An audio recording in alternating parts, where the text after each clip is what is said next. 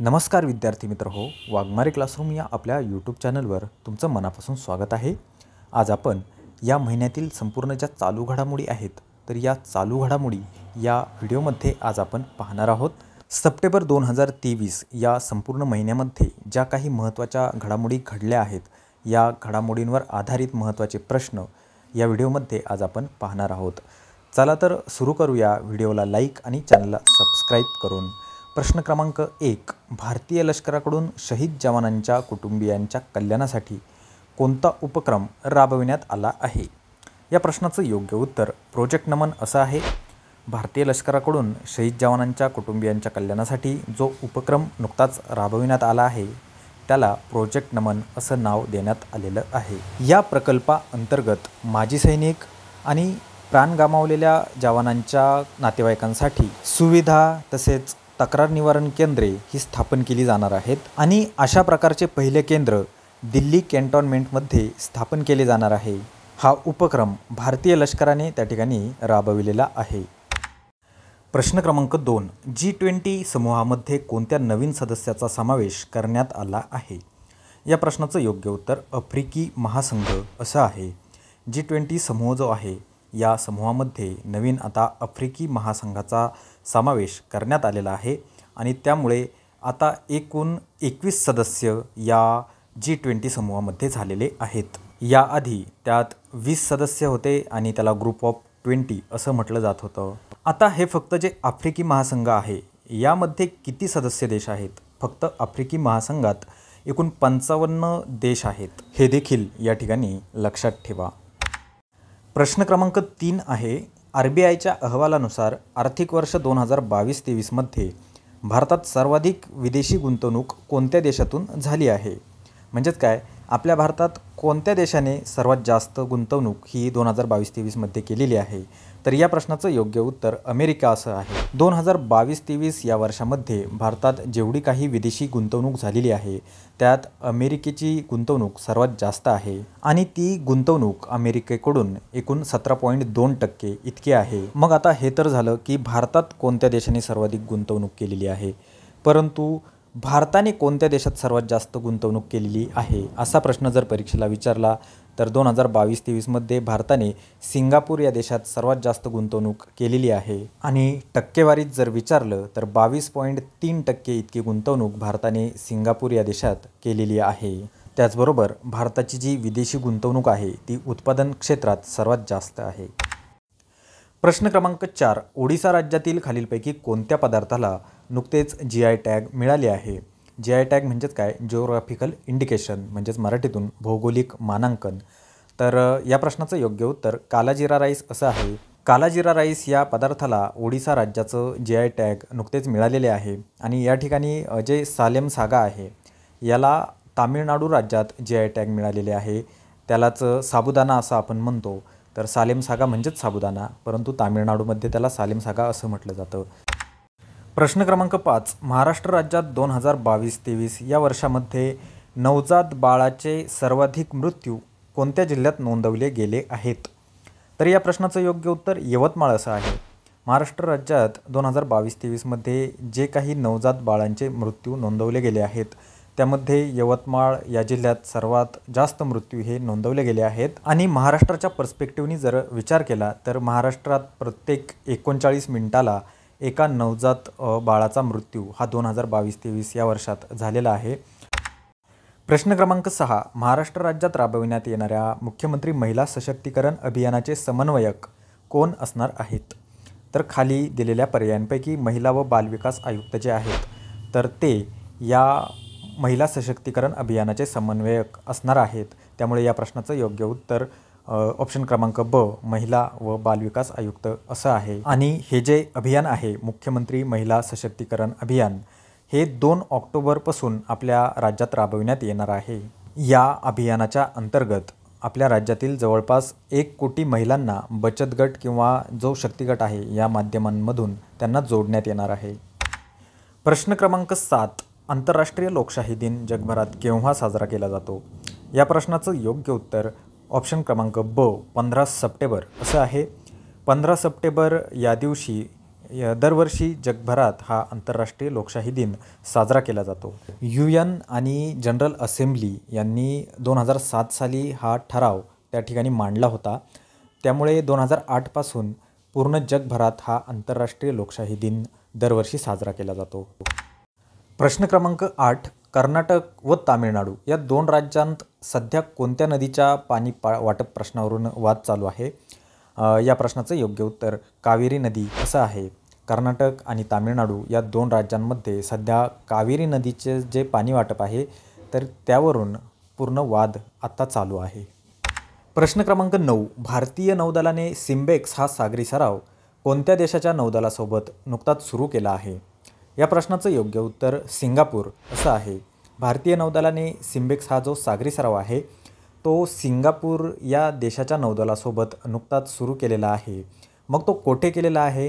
तर जो दक्षिण चीन समुद्र आहे या दक्षिण चीन समुद्रात दक्षिण दिशेला हा आपला युद्ध सराव त्या ठिकाणी चालू आहे. प्रश्न क्रमांक 10. ग्रामीण भागातील OBC आणि SBC यांच्यासाठी हक्काचे घर देण्यासाठी महाराष्ट्र सरकारने कोणत्या योजनेची घोषणा केली आहे? या प्रश्नाचं योग्य उत्तर मोदी आवास योजना असं आहे. ग्रामीण भागातील जे OBC बांधव आहेत आणि SBC तर ह्यांच्यासाठी नुकतीच महाराष्ट्र सरकारने एक योजना घोषित केलेली आहे जिचं नाव मोदी आवास योजना असं आहे. आणि या योजनेअंतर्गत महाराष्ट्र सरकारपुढे 3 वर्षात 10 लाख घरे बांधण्याचे उद्दिष्ट त्यांच्यासमोर आहे. प्रश्न क्रमांक 11. चीनमध्ये सुरू असलेल्या आशिया क्रीडा स्पर्धेत कोणत्या देशाच्या महिला क्रिकेट संघाने सुवर्णपदक जिंकले? या प्रश्नाचं योग्य उत्तर भारत असं आहे. भारताचा जो महिला क्रिकेट संघ आहे तर या महिला क्रिकेट संघाने चीनमध्ये सुरू असलेली जी आशिया क्रीडा स्पर्धा आहे या स्पर्धेत सुवर्णपदक जिंकले आहे. म्हणजेच आशिया क्रीडा स्पर्धेचे क्रिकेटचे जे विजेतेपद आहे ते या आपल्या भारताच्या महिला क्रिकेट संघाने पटकावलेले आहे. आणि शेवटच्या म्हणजे फायनल अंतिम सामन्यात कोणत्या संघाचा पराभव आपल्या भारताच्या महिला क्रिकेट संघाने केलेला आहे? तर श्रीलंका महिला क्रिकेट संघाचा पराभव आपल्या भारताने केलेला आहे. प्रश्न क्रमांक 12. मध्य प्रदेश राज्यातील ओंकारेश्वर येथे उभारण्यात आलेल्या शंकराचार्य यांच्या पुतळ्याला कोणाचे नाव दिले आहे? या प्रश्नाचं योग्य उत्तर स्टॅच्यू ऑफ वननेस असं आहे.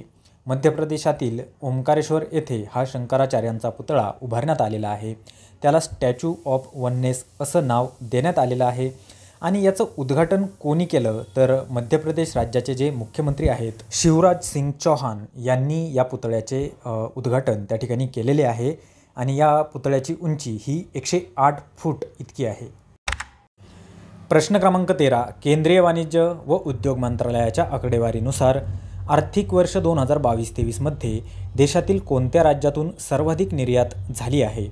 या प्रश्नाचं योग्य उत्तर गुजरात असं आहे. गुजरात या राज्यातून 2022-23 या वर्षात सर्वाधिक निर्यात झालेली आहे. आणि ही आकडेवारी केंद्रीय वाणिज्य व उद्योग मंत्रालयाने घोषित केलेली आहे. आणि त्यानुसार गुजरात हे प्रथम क्रमांकावर आहे. मग आपलं महाराष्ट्र राज्य कितव्या क्रमांकावर आहे निर्यातीच्या बाबतीत? तर आपलं महाराष्ट्र राज्य हे दुसऱ्या क्रमांकावर आहे. आणि आपल्या महाराष्ट्रातून एकूण 16.06% इतकी निर्यात ही 2022-23 वर्षात झालेली आहे. प्रश्न क्रमांक 14. डिजिटल साक्षरतेच्या बाबतीत देशात कोणते राज्य प्रथम क्रमांकावर आहे? मग आता डिजिटल साक्षरता म्हणजे काय की जसे की सोशल मीडिया आहे किंवा अनेक ऑनलाईन जे वेगवेगळे प्लॅटफॉर्म्स आहेत तर हे वापरण्यात किंवा यातून माहिती मिळवण्यात कोणते राज्य प्रथम क्रमांकावर आहे? कोणते राज्य या सर्व ऑनलाईन गोष्टींचा सर्वात जास्त वापर करते? तर त्या ठिकाणी महाराष्ट्र राज्य या डिजिटल साक्षरतेमध्ये 1 नंबरवर आहे. जवळपास 60% इतकी साक्षरता ही डिजिटलच्या बाबतीत आपल्या महाराष्ट्रात आढळते. आणि संपूर्ण देशाचा जर विचार केला तर संपूर्ण देशात डिजिटल साक्षरता फक्त 36% इतकी आहे. तर त्या मानाने आपलं महाराष्ट्र राज्यात खूप जास्त डिजिटल साक्षरता पाहायला मिळून येते. कारण बाकीची जी राज्य आहेत त्यांची डिजिटल साक्षरता 20 ते 40% नोंदवली गेलेली आहे. प्रश्न क्रमांक 15. पंडिता मालिनी राजूरकर यांचे नुकतेच निधन झाले. त्या कोणत्या क्षेत्रात कार्यरत होत्या? या प्रश्नाचं योग्य उत्तर शास्त्रीय संगीत असं आहे. पंडिता मालिनी राजूरकर या शास्त्रीय संगीत क्षेत्रात कार्यरत होत्या. त्यांचे नुकतेच निधन झालेले आहे आणि त्या ग्वाल्हेर या घराण्यातील शास्त्रीय संगीत गायिका होत्या. प्रश्न क्रमांक 16. जागतिक बँकेच्या ताज्या आकडेवारीनुसार जगात सर्वाधिक गरीब लोकांचे प्रमाण कोणत्या देशात आहे? या प्रश्नाचं योग्य उत्तर मादागास्कर असं आहे. मादागास्कर हा एक आफ्रिकन देश आहे आणि या देशात गरीब लोकांचे प्रमाण हे सर्वात जास्त आहे. या ठिकाणी प्रमाण म्हटलेलं आहे, म्हणजेच गरीब लोकांची टक्केवारी सर्वात जास्त या मादागास्कर देशात आहे. आणि गरीब लोकांची लोकसंख्या ही दुसऱ्या देशात असू शकते, परंतु प्रमाण या ठिकाणी विचारलेलं आहे. तर प्रमाणानुसार मादागास्कर या देशात सर्वात जास्त गरिबीचे प्रमाण आहे. मग आता या दृष्टीने आपण भारतात किती टक्के गरिबी आहे? तर भारतात एकूण 10% लोकसंख्या ही गरीब आहे. प्रश्न क्रमांक 17. महाराष्ट्रातील कोणते गाव हे फळांचे गाव म्हणून घोषित केले आहे? या प्रश्नाचं योग्य उत्तर धुमाळवाडी असं आहे. महाराष्ट्रातील धुमाळवाडी गाव हे फळांचे गाव म्हणून घोषित केलेले आहे. मग आता हे धुमाळवाडी गाव कोणत्या जिल्ह्यातील आहे? तर ते सातारा या जिल्ह्यातील आहे. प्रश्न क्रमांक 18. Film and television institute of इंडियाच्या अध्यक्षपदी कोणाची नियुक्ती झाली आहे? या प्रश्नाचं योग्य उत्तर आर माधवन असं आहे. Film and television institute of इंडियाच्या अध्यक्षपदी आर माधवन यांची नियुक्ती झालेली आहे. प्रश्न क्रमांक 19. दादासाहेब फाळके जीवनगौरव पुरस्कार 2021 कोणाला जाहीर झाला आहे? या प्रश्नाचं योग्य उत्तर वहिदा रेहमान असं आहे. दादासाहेब फाळके जीवनगौरव पुरस्कार 2021चा या ठिकाणी 2021चा विचारलेला आहे. तर 2021चा हा दादासाहेब फाळके जीवनगौरव पुरस्कार हा वहिदा रेहमान यांना मिळालेला आहे. आणि वहिदा रेहमान यांना 2011 साली पद्मभूषण पुरस्कार देखील मिळालेला आहे. हे देखील या ठिकाणी लक्षात ठेवायचं आहे. मग हा पुरस्कार कशासाठी दिला जातो? तर चित्रपट क्षेत्रातील योगदानासाठी हा पुरस्कार दिला जातो. तर ह्या ज्या वहिदा रेहमान आहेत या 1960-70च्या दशकातील या अभिनेत्री आहेत आणि सिनेसृष्टीतील कारकीर्द कोणत्या चित्रपटाद्वारे झाली? तर CID असं त्या चित्रपटाचं नाव आहे. CID या चित्रपटातून त्यांची चित्रपट कारकीर्द त्यावेळेस सुरू झाली होती. प्रश्न क्रमांक 20. जगातील सर्वोत्कृष्ट 100 तंत्रज्ञान कंपन्यांमध्ये कोणत्या एकमेव भारतीय कंपनीचा समावेश झाला आहे? या प्रश्नाचं योग्य उत्तर इन्फोसिस असं आहे. इन्फोसिस ही जी भारतीय कंपनी आहे हिचा ज्या जगातील सर्वोत्कृष्ट 100 तंत्रज्ञान कंपन्या आहेत यांच्यामध्ये समावेश आहे आणि ही अशी एकमेव भारतीय कंपनी आहे जिचा या 100 कंपन्यांमध्ये नंबर लागतो. तर मग तो कितवा नंबर आहे?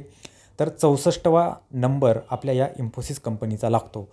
त्यानंतर दुसरी कोणतीही कंपनी 100च्या आत आपली भारतीय कंपनी नाही आहे. मग जगातील सर्वोत्कृष्ट कंपनी कोणती आहे? म्हणजे 1 नंबरला जगात कोणती कंपनी आहे?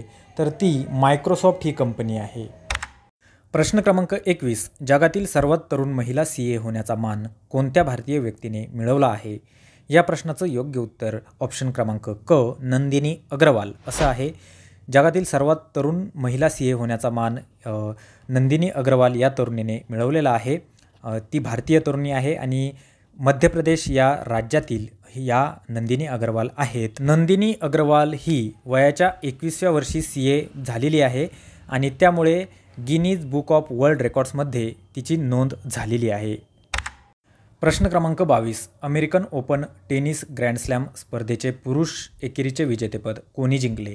या प्रश्नाचं योग्य उत्तर नोवाक जोकोविच असं आहे. नोवाक जोकोविच याने अंतिम सामन्यात दानिल मेदवेदेव याचा पराभव करून हे पुरुष एकेरीचे विजेतेपद अमेरिकन ओपन टेनिस ग्रँडस्लॅम स्पर्धेचे हे जिंकलेले आहे. आणि ग्रँडस्लॅम स्पर्धेचे विजेतेपद हे त्याने आत्तापर्यंत 24 वेळा पटकावलेले आहे. प्रश्न क्रमांक 23. भारताच्या संसदेची जुनी इमारत आता कोणत्या नावाने ओळखली जाणार आहे? या प्रश्नाचं योग्य उत्तर संविधान सदन असं आहे. भारताच्या संसदेची जी जुनी इमारत आहे तर तिला संविधान सदन असं नाव देण्यात आलेलं आहे. आणि आता जी नवीन संसदेची बिल्डिंग तयार झालेली आहे तेथे सर्व संसदेचे कामकाज होणार आहे, म्हणजे व्हायला सुरुवात पण झालेली आहे. आणि ही जी जुनी बिल्डिंग आहे ती संविधान सदन या नावाने ओळखली जाणार आहे. प्रश्न क्रमांक 24. भारताच्या नवीन संसद भवनामध्ये मांडलेले पहिले विधेयक कोणते ठरले आहे? या प्रश्नाचं योग्य उत्तर नारी शक्ती वंदन विधेयक असं आहे. भारताची जी नवीन संसद आहे हिचे उद्घाटन 19 सप्टेंबर 2023 रोजी झाले आणि त्यानंतर संसदेची जेवढी काही कार्ये आहेत ती आता त्यानंतर याच नवीन संसद भवनामध्ये पार पडणार आहेत आणि हे जे नारी शक्ती वंदन विधेयक आहे तर या विधेयकावर सर्वात आधी चर्चा या नवीन संसद भवनामध्ये झालेली आहे आणि जर हे विधेयक पास जर झाले तर ही 128वी घटनादुरुस्ती त्या ठिकाणी होऊ शकते।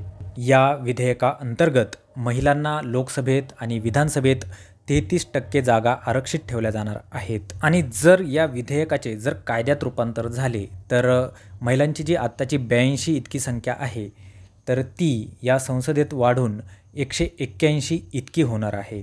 तर अशा प्रकारे हे जे नारी शक्ती वंदन विधेयक आहे हे पहिलेच असे विधेयक आपल्या नवीन संसद भवनामध्ये मांडलेले आहे।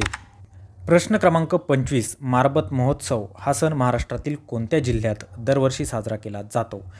तर या प्रश्नाचं उत्तर तुम्ही मला कमेंट बॉक्समध्ये सांगायचं आहे। तुमच्या उत्तराची मी वाट पाहील। तर अशा प्रकारे आपण या सप्टेंबर महिन्यातील सर्व 25 महत्त्वाचे प्रश्न चालू घडामोडींवर आधारित हे या ठिकाणी पाहिलेले आहेत। तुम्हाला किती प्रश्नांची योग्य उत्तरे देता आली हे देखील मला कमेंट करून तुम्ही सांगायचं आहे। चला तर विद्यार्थी मित्र हो, आजच्यासाठी इतकंच। व्हिडिओ आवडला असेल तर व्हिडिओला लाईक करा, चॅनलला सबस्क्राईब करा, कारण अशाच प्रकारचे व्हिडिओ मी तुमच्यासाठी नेहमी घेऊन येत जाणार आहे। खूप खूप धन्यवाद।